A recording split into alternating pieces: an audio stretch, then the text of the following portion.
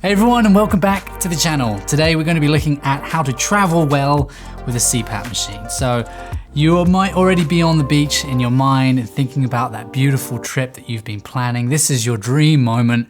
Don't let it get spoiled by not having prepared properly with best practices when you travel with your CPAP machine, because unfortunately this is something we need to use every night, whether at home or overseas, whether we're visiting family or friends. So let's make sure we're prepped for the plane, the cruise, whatever it might be that you're doing, so that you don't have any unexpected hiccups along the way. So starting with packing, let's think about packing. When we're packing our CPAP machine, bear in mind you might want to bring some extra things, extra supplies like mask cushions in case it gets a tear in transit, or a connector. Especially if you use an elbow connector that goes into the back of your CPAP machine, these right angle ones, maybe it might bend during transit. Or cleaning supplies. Who knows, you might have easy access to cleaning supplies. Oh, especially on a plane.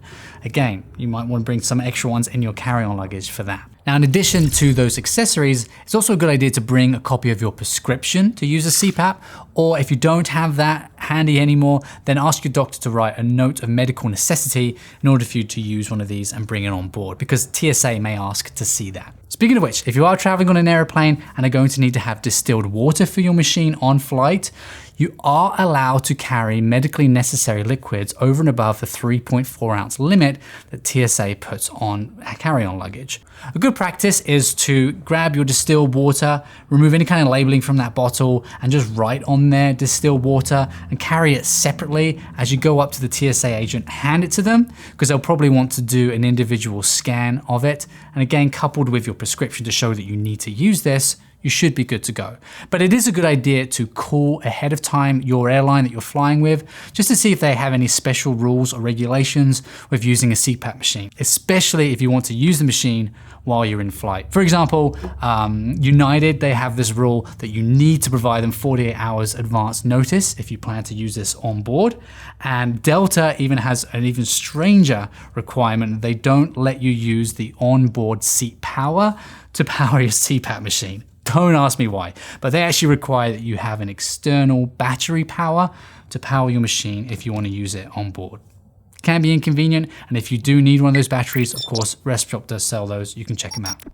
Now, of course, any CPAP that you want to use on a plane does need to also be FAA compliant, which most CPAP machines these days are. But to be sure, if you grab your manual from your manufacturer from your machine, it should state pretty clearly in there if it is FAA approved. And if it doesn't and you're unsure, then you can always give your manufacturer a call and they'll let you know either way.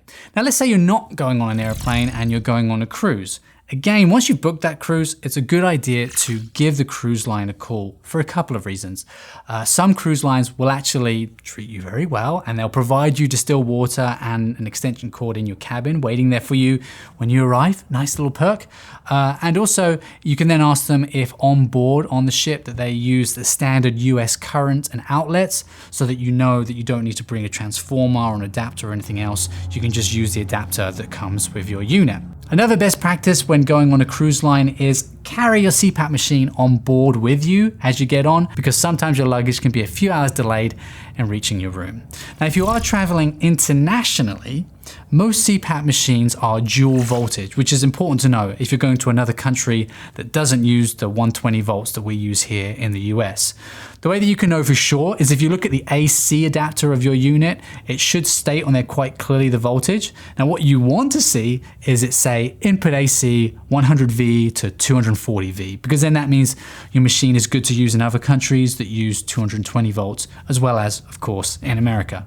But if it doesn't say that, then you'll actually need to buy a transformer, not an adapter, because you need the current to be changed as well as using the alternate sockets internationally. Because if you don't do that, chances are you could well blow a fuse, and then this all of a sudden becomes a very expensive brick and not good for much else. And oh, by the way, when you get home, you might have a nice repair bill to enjoy paying, in addition to paying off that holiday that you kind of didn't enjoy as much as you could otherwise have done. So I hope that's all clear.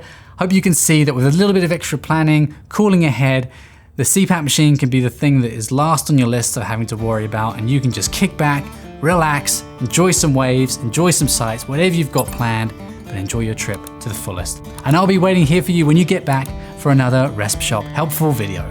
Till then, sleep tight. Bye-bye.